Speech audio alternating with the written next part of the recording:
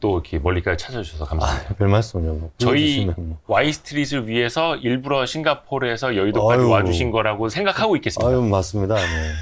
Y스트릿 불러주시면 싱가포르에 바로 달려옵니다.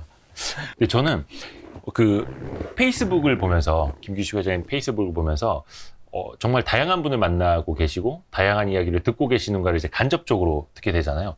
그 이야기를 우리 구독자분들한테 또 한국의 투자자분들한테 많이 좀 해주시면 좋을 것 같아요. 네네. 싱가포르에 계시면서 네. 그 해외 투자자들 만나보면 네. 좀 한국에 대한 인식은 좀 어떤가요? 특히 한국 주식시장. 대표적으로 제가 운용사를 하나 인수하려고 한 적이 있었어요. 네. 현지 운용사. 현지 운용사를, 조그만 헤지펀드 운용사를. 네.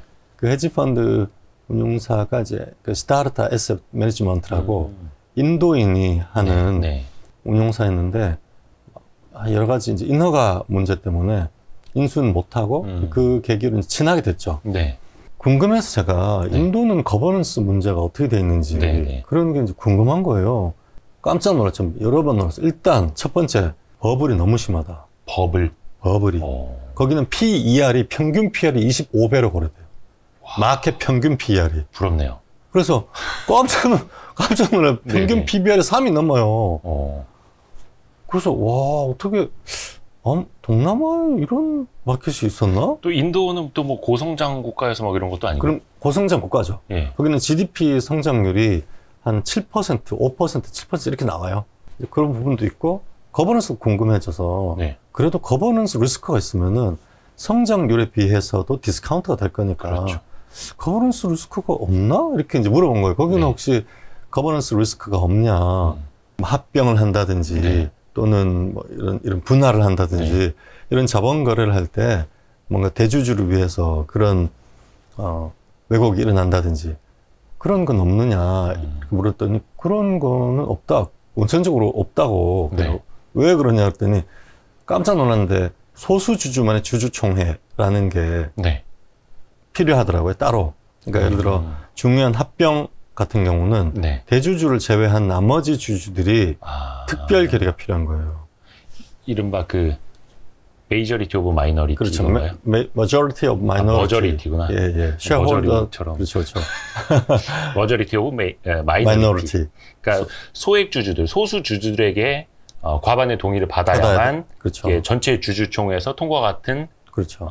효과를 낼 수 있는. 그렇죠. 이게 이제 회사의 중요한, 우리로 따지자면 거의 주주총회 특별 결의 안건 그렇죠. 정도가 되는 거라면, 뭐 분할이라든지 합병이라든지 그렇죠. 그 정도 된다면 그냥 전체 주식수의 3분의 1 이상, 그리고 그렇죠. 주총 참여 주식수의 3분의 2 이상으로 통과만 되는 게 아니라, 그렇죠. 정말 소수주주들끼리 따로 모여가지고, 대주주 그렇죠. 빼고, 그렇죠. 여기에서 의결을 해서 소수주주들이, 오케이, 우리의 이익을 침탈하지 않는다. 라고 땅땅땅 해주면 그게 이제 통과. 그렇죠. 이렇게 하자라는 거잖아요. 그렇죠. 그러니까 이게 우리가 이야기하는 것 자체도 많이 늦기는 늦었는데, 이게 왜 필요한지도 조금 설명을 좀 해주시면 좋을 것 같아요.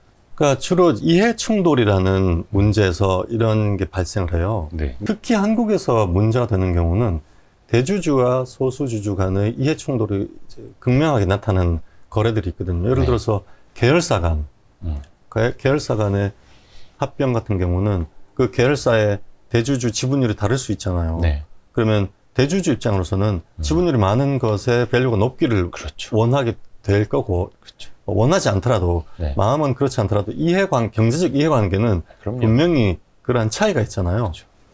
그런 경우는 아무리 그 주주총회를 공정하게 절차적으로 다 지킨다고 하더라도 그 이사회가 대주주에 의해서 이제 지배되고 있다면은 그러한 이해관계의 충돌 때문에 의결권이나 주주총회의 의결이 왜곡될 수 있다. 그런 리스크를 원천적으로 차단해야 된다. 절차적으로. 네. 그렇게 나온 게 이제 미국에서는 미국은 법으로 이렇게 정해져 있지 않고 네. 1983년도에 와인버거 UOP 판결에서 네. 이러한 중요한 특히 대주주와 소수주주 간의 이해 충돌이 있는 네. 이런 특별한 사정에서는 소수주주만의 주주총회를 따로 열어야 한다. 라고 법이 없더라도 정관이 없더라도 그 법원이 갈라웨어주 대법원이 그렇게 판결을 했어요. 네. 특히 대주주와 소수주주 간의 이해관계가 충돌되는 그러한 거래에서는 원천적으로 그런 이해 충돌의 리스크를 제거하고 그 의결이 공정하게 정당성을 확보하기 위해서 따로 소수주주만의 그런 합병이 필요하다. 예를 들어서 특정 그 기업에 대한 말씀은 아니고 그냥 네. 그 사례를 보면은 동원산업과 네. 동원엔터프라이즈, 네. 동원엔터프라이즈가 지주사잖아요. 네. 대주주고 그리고 밑에 자회사가 네. 동원산업이고 네. 이 둘 간의 합병 같은 경우 네. 이 둘 간의 합병에서는 뭐 이 소수주주와 대주주 간의 이해 충돌이 있을 수밖에 없는 거고 그렇죠. 또 이번에 코리아센터와 다나와 같은 경우도 네. 코리아센터가 최대 주주고 그렇죠. 다나와가 그 자회사란 말이에요. 네. 네. 이게 대주주와 자회사 간의 합병이잖아요. 네. 그러면은 대주주와 일반 주주 간의 이해관계가 다를 수밖에 없는 거죠. 그렇죠. 동원산업과 동원엔터프라이즈도 마찬가지고 동원산업에 대해서 주주가 동원엔터프라이즈가 있고 일반 주주가 있는데 네.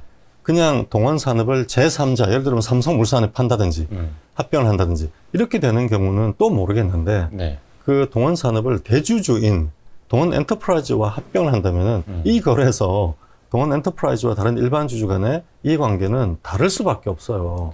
이 원천적으로. 대주주는 이 자회사를 싸게 합병하고자 합병하고 하죠. 싶고. 그래야지 이 대주주의 최대 주주들이 그렇죠. 이 손자회사까지도 싸게 그렇죠. 붙이는 그렇죠. 결과가 되니까요. 그렇죠. 물론 그렇지 않으시겠지만 동원엔터프라이즈나 코리아센터가 의도하지 않으셨을 거고 그렇게 저는 믿지 않고 그렇게 되지 않겠지만 경제적 이해관계는 분명히 충돌된다는 거죠. 그렇죠. 그런 경우에 만약에 그 합병을 강행하면은 물론 특별 결의를 한국에서도 이제 거치게 되지만 네. 그 특별 결의에서 예를 들어서 동원엔터프라이즈 같은 경우는 동원엔터프라이즈가 동원산업의 지분이 크단 말이에요. 네. 60 몇 %, 67%인가 가지고 있었어요. 네. 그러면은 특별 결의가 사실 큰 의미가 없잖아요. 마음 먹으면 그 특별 결의 그대로 통과시킬 수 있고 그렇게 된 경우는 그 특별 결의의 정당성이 훼손됩니다. 아무리 공정하게 했다 하더라도 실제로 그 합병비율이 공정하더라도 네. 그래서 아예 그런 경우는 동원엔터프라이즈가 이 건에 대해서는 동원엔터프라이즈를 제외하고 나머지 일반 주주들의 주주총회를 받겠다.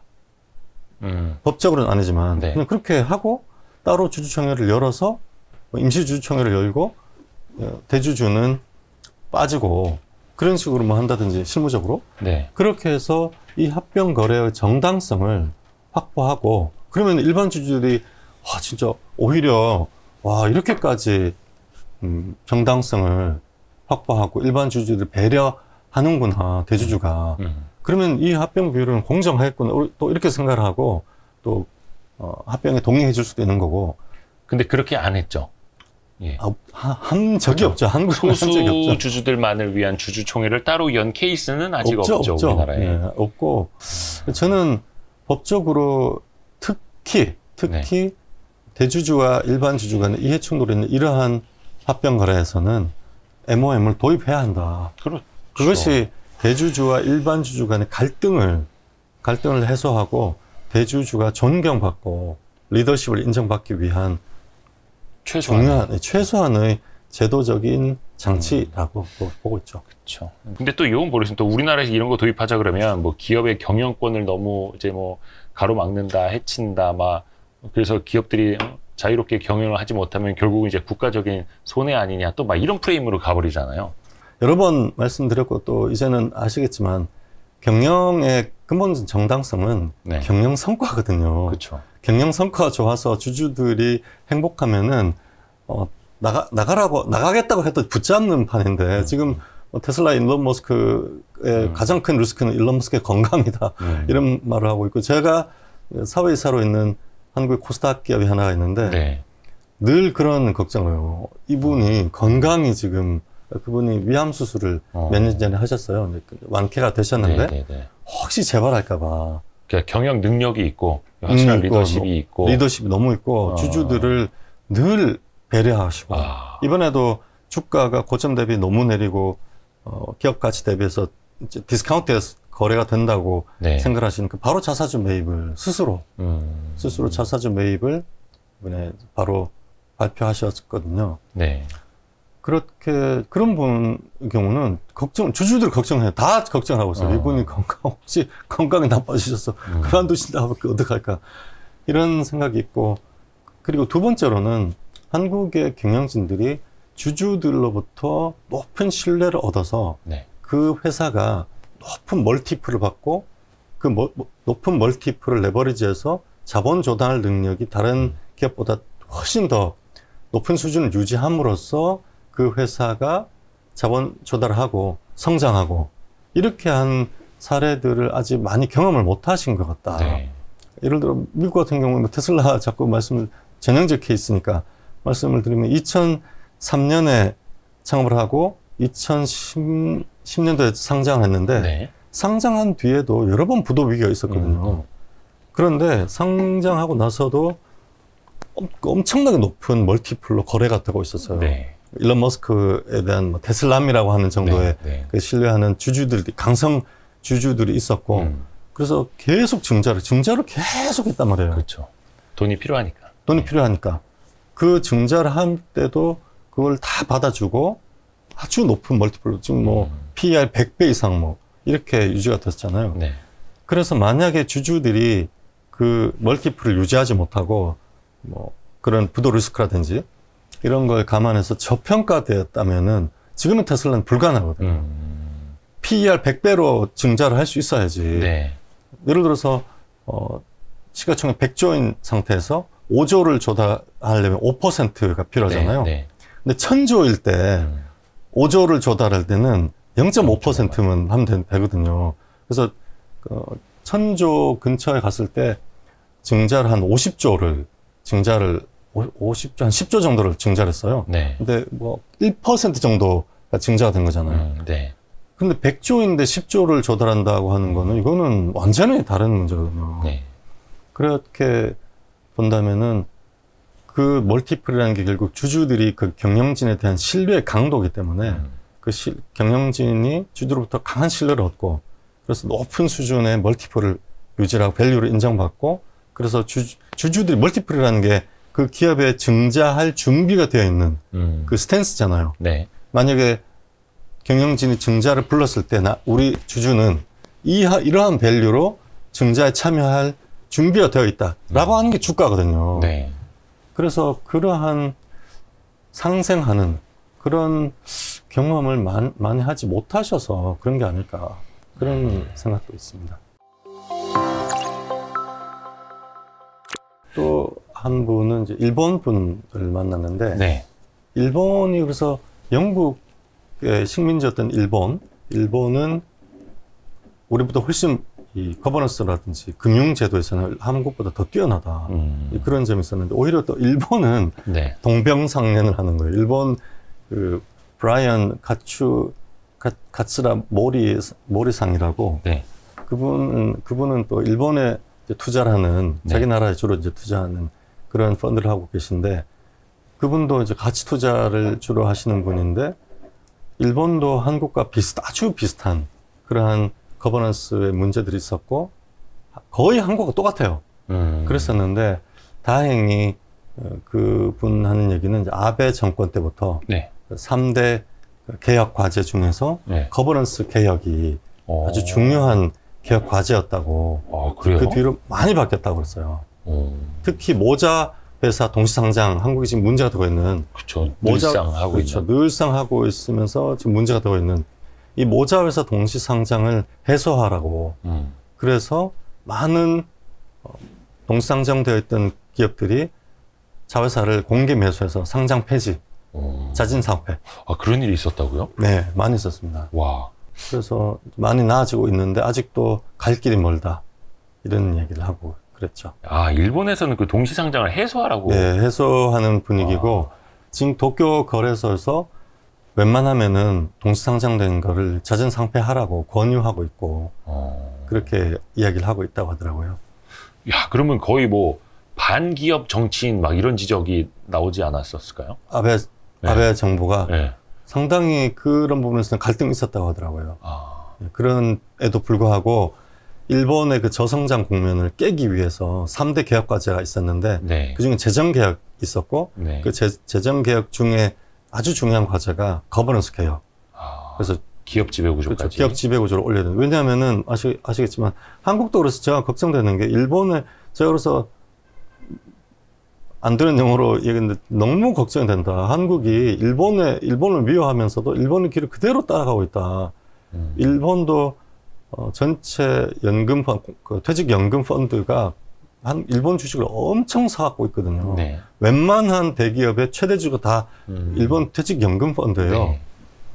그러니까 일본의 기업이 저평가가 되면은 안 되는 거예요. 그러면 퇴직연금이 견딜 수가 없어요.